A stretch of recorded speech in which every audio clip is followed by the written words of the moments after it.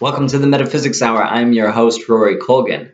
Tonight's topic that we are going to cover in about 10 minutes, give or take a few, is the universal law of cause and effect. Now, this is technically going to be the sixth universal law that we've talked about in this series. These are the fundamental forces that will basically describe any perspective that I'll have on this particular show, because I follow these, I support these, I'm in harmony with these more and more so each and every day. These are the principles, the forces, or the laws that I endeavor to align with, and I'm giving them to you so that you can consider them and hopefully become a little bit more in harmony with the universe. Because if we're all in harmony with the universe, as it actually operates, not as we want it to operate, but as it actually operates, the civilization that we're in is going to grow up quite wonderfully, and there's going to be a hell of a lot less pain and suffering. Not to say that there won't be some. Pain and suffering are necessary, but there won't be this repetitious pattern where we tend to repeat the mistakes of our past and just give them new names, and 40 years later down the road be like, oh yeah, we did that. That was a mistake, but we're better now, and then just do the same thing again. So that's the intention behind these little episodes, and I hope you get a lot out of it.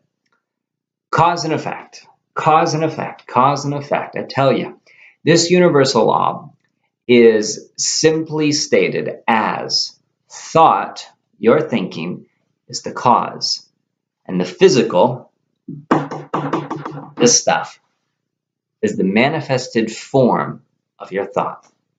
So just look in this little room right here, right? I got a gold ring on my finger. That gold ring, yeah, the gold existed before somebody thought of it. You might call the person that thought of gold as God or Mother Earth or whatever you want to call it, or some divine cosmic being, fill in the blank. But this particular gold was thought of by humans in terms of, I want to fashion gold into a circle and call it a ring. Okay, the clothing I am wearing, the hair that I am wearing, it's not like a wig or anything, but it simply says that I had the thought that I would like my hair to grow out. I would like to do this YouTube video with a shirt on, and a relatively nice shirt at that. These little degrees behind me, they're in frames. All of these things were first created in the mind, and then they were produced later through materials. Now, in our 21st century, we tend to have really good access to materials to create pretty much anything we want.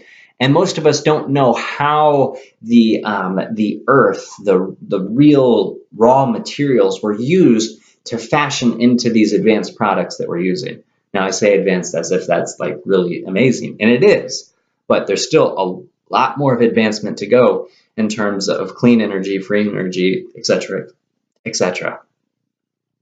The point is, all that we experience had to be thought of before the experience, okay?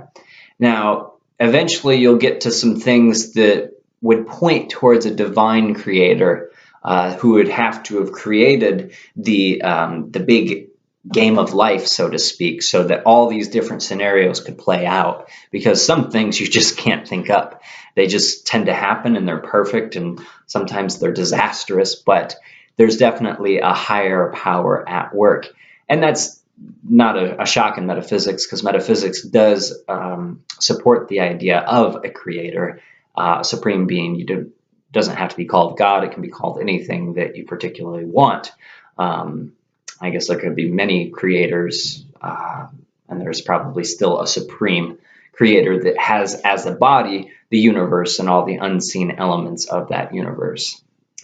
That's a slight aside, but still relevant to our discussion, because what we're talking about is thought, and that thought is that which creates reality. So your thinking, whether positive or negative, is creating your reality. You might have heard things about the law of attraction, which is a universal law, which we will talk about, that you attract what you think about, right? So attraction is that force that helps cause and effect happen. Same thing with relativity. It's that interconnectedness of all things so that the attraction can even exist and then happen. And then boom, you landed your new job, you met your wife, blah, blah, blah, blah, blah. At that time, she wasn't your wife, but she later became your wife, etc., etc. Cause and effect, though, is really talking about the origins of existence as it starts up in here, especially as it relates to you and I. So we could get really theological and really macrocosmically, but it makes more sense to focus on you, on me. And if we think about it, we have the freedom, because we talked about the universal law of divine birthright, you have free will, to create any life you can imagine. Now, you're kind of pulled by your inner urges, your inner inclinations, if you will, your inner thoughts. In other words, you've already set this life into motion. Most of us don't even remember how we set this life into motion. Most of us don't even remember the first few years of life on Earth in this present incarnation. Irregardless, before we were a baby, we were somewhere else, and we were making by and large, intelligent choices as to about where we were going next. So yes, this does throw on the table reincarnation as a reality, not just as a belief system, but as an integral part to cause and effect in how the universe works. A little blip on the radar of evolution in physical life that would be even a century of life would be ironic and cruel in its short time span, based upon the cosmic scales that we are noticing.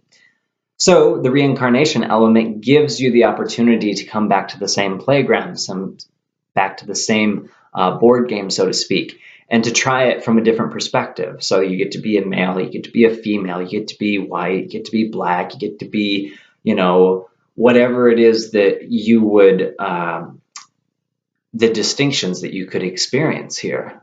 And again, that's something that you get to choose based upon your desires, your need. Again, you have free will and you exist. So your existence is way beyond the physical. You're going to exist after this body perishes. And you have a reason for being here. You're not just here to procreate, eat, poop, and pee. It's a little bit more romantic than that, honestly. With our thoughts, we can create something great, and that is our lives. Each individual has a plan, a thought that they are attempting to manifest, and that thought is found very deep within themselves. It requires years of meditation, typically, before you have a very clear, true, smack in the face, blows your mind away experience with that divine plan. But the inclinations have been there since you were a kid, since you could remember your first words, since you can remember your first memories, really. The inclination that you have, the thoughts that you set into motion, they're unfolding as we speak. So you only have to listen to your passions, your desires, what interests you. Now, where we get into trouble, but at the same time where we can find a lot of satisfaction, is by examining those places where we're bitter, where we're resentful, where we're doubtful, where we're angry, where we're afraid, or we're, sad or depressed. Those areas are really excellent because those are areas that we need to explore to figure out what we did wrong, and not for the sake of blame, but for the sake of correcting. This isn't about right or wrong. This is about correcting one's mistakes. So I used to be afraid as a child. Now, that fear was, and again, not like a young child, I'm talking teenager child. That fear was an indication that I was out of harmony with the universe. So there was something that I needed to do in order to alleviate myself of that fear. Well, fast forward a decade and a half, I found out what that fear was. The fear was based on a desire to understand how life works, not based upon how humans make life work, because humans, they vote in a new president every 4 years or every 8 years if you're America. They don't like gay marriage. They love gay marriage. They don't like the NSA spying. They want people spying. Human desires fluctuate consistently depending upon the environmental stimuli and the people's consciousness. What I'm talking about is I needed to understand life from a very fundamental perspective, the things that don't change, these universal laws, essentially. So cause and effect is one of these forces that helps you, helps me, understand our place in creation. It gives you the freedom to create your life as you desire it.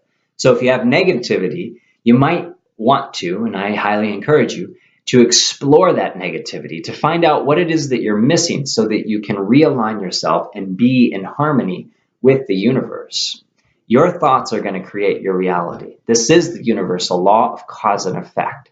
There is no better time than now to take charge of your life, to change the things that you want to change, to accept the things that you haven't accepted, and to really just enjoy life as a human and passing it on to others, is spreading that joy, that happiness, that excitement, that peace to others. It's going to make the world a better place. So be in harmony with the universal forces. Be happy, be wealthy, be influential. Please go to innerhealthttoday.com/donate to support us, and we will continue to bring out these wonderful, short little metaphysical hour episodes, definitely 15 minutes or less. Have a good night or day or whatever it is. Have a good moment. That's probably the best way of putting it. Have a good moment.